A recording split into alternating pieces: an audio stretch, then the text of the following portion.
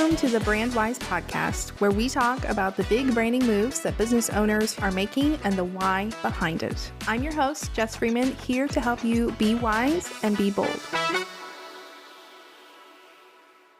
If the idea of marketing yourself makes you want to hide under a weighted blanket, this episode is for you. Because I know you didn't become a health professional because you love content calendars or pitching yourself on social media. You got into it to help people, to make an impact, to improve lives. And I know you don't want to come off like the pushy internet bros who are sliding into your DMs yelling, only 3 spots left. I can help you make $15,000 in 2 hours. But marketing doesn't have to feel salesy. And I would even argue that if it does feel salesy or uncomfortable, you're probably doing it wrong. So I'm going to break down how to show up, sell ethically, and actually feel good about it. Or if not even good, let's just say you feel okay. You don't feel sleazy. And doing all of this while positioning yourself as a trusted practitioner that your clients are searching for. So we're going to talk about how to sell without feeling pushy, why strong branding reduces the need for aggressive marketing,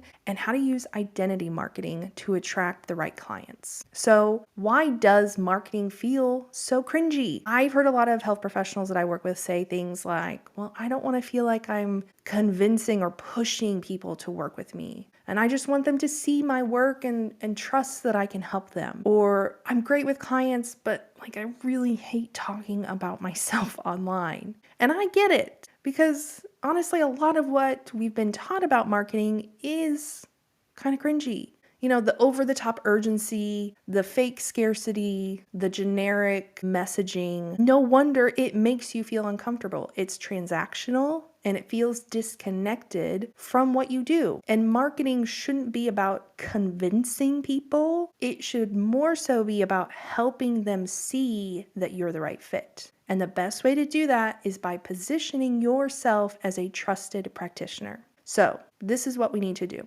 The first part is owning your authority, because people want to work with experts. They don't want to work with the person who seems kind of unsure of themselves, but they seem really nice. They want someone they trust, the person who is confident and knowledgeable and has experience. And let me be clear, owning your authority does not mean that you are constantly bragging about how amazing you are or showing, Stripe screenshots or anything like that. It means showing up like the professional that you already are.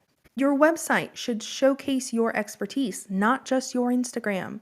Your website should have testimonials, maybe some case studies, should definitely list your certifications and your education. Let your experience speak for itself. And your content should educate and empower people. You want to share insights and answer questions, provide value. We know all that. People will trust you more if they see that you know your stuff. Think about it. You don't have to convince people to work with you when they can already tell that you know what you're doing. So I have a quick action item for you. I want you to review your homepage, maybe also your social media bios or a sales page as well, and ask yourself, does this reflect the depth of experience I actually have? You could even take this to ChatGPT, give it your sales page copy and say, does this speak as someone who has, until X number of years of experience and has gotten these types of results? Tell ChatGPT kind of how long you've been doing this, what certifications you have, if you've gotten really good results, and say, does this really exude that professionalism? And then update a sentence to reflect more authority and really be more specific. And yes, I'm literally just saying one sentence. There might be more than one sentence that really needs updated, but if we're just going to keep it simple, let's stick to just one sentence. We don't have to overwhelm your to-do list, okay? So instead of just saying, I help women eat healthier, you might switch that to helping high-performing women stop the all or nothing cycle. And here's a pro tip. You could also shift from I help to I specialize in, or I'm known for helping, because it helps signal more authority without sounding arrogant. The second thing we need to do is make your brand do the selling for you.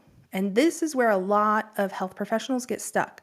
They don't realize their brand is already speaking for them, even when you're not actually, promoting yourself. Because your brand is everything people experience about you. Your website, your social media, your emails, even the way you respond to, potential inquiries, even the way you respond to potential clients. And if your brand is unclear, uncut, and if your brand is unclear, inconsistent, or forgettable, it's making it harder for people to trust you.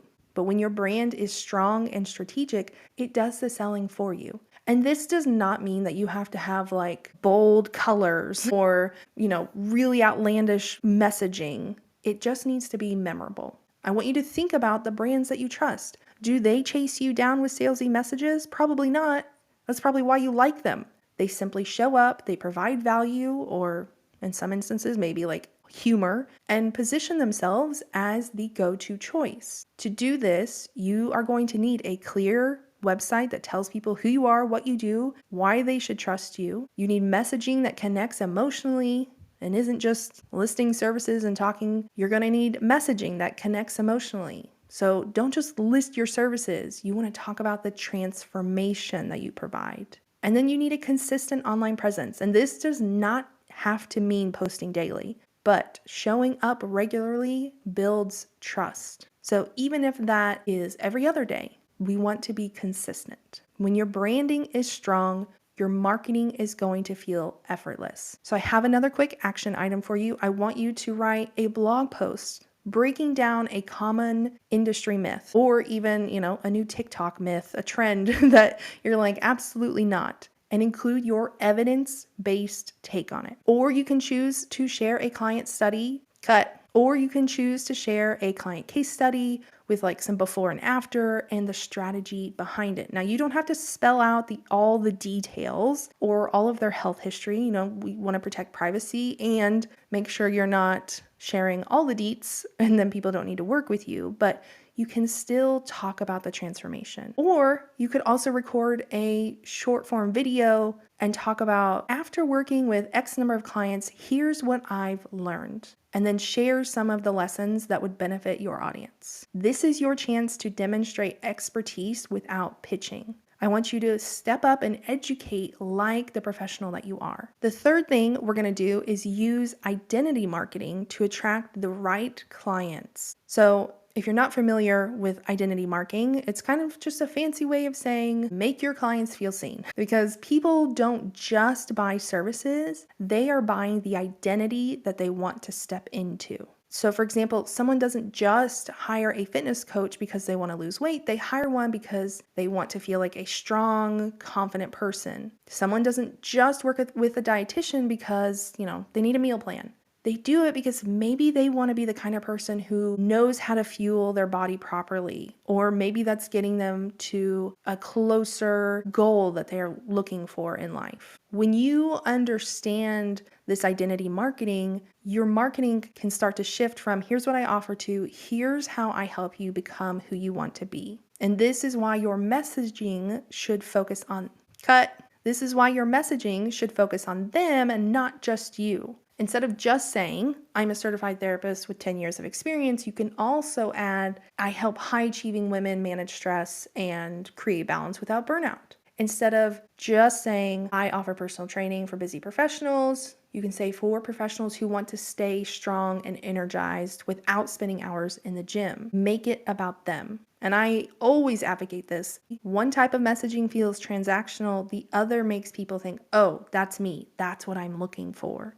And when people feel seen, they trust you. And when they trust you, they book. So I have another action item. I want you to update your sales page to reflect the outcomes that you are getting people. Use a language like built for experienced runners, ready to stop chasing PRs and start fueling long-term performance. I don't think you always need more offers. You need better framing and messaging of the ones that already work. Now, to wrap up, I want to remind you to market yourself like a trusted practitioner, not a hustler. Marketing isn't about always chasing people or tricking them into working with you. It's about showing up like the professional you already are. And I know there are business coaches out there who are like, you have to get everyone on a sales call.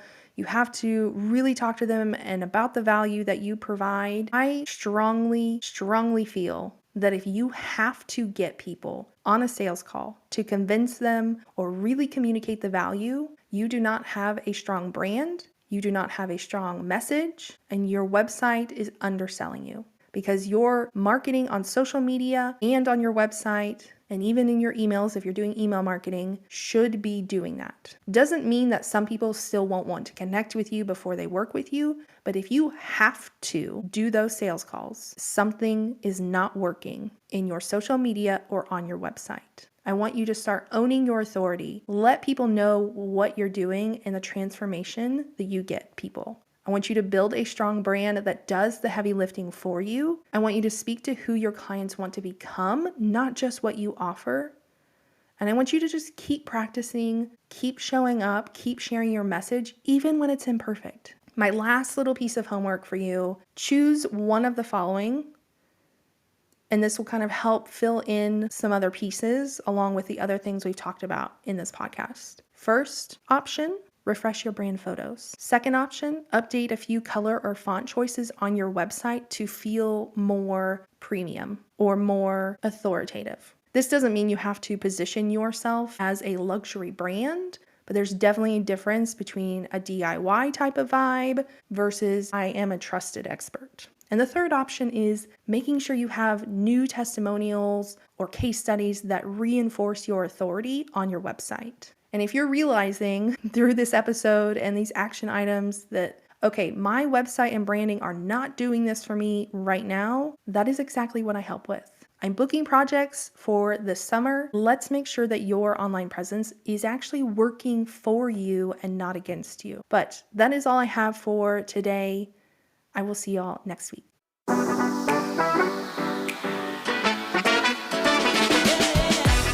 Are you a squiggle or a square? Go to jesscreatives.com/quiz to find out where your brand ends up and find out what a square or squiggle even means. If you enjoyed today's show, be sure to leave a review or share it on Instagram and tune in next week for another episode.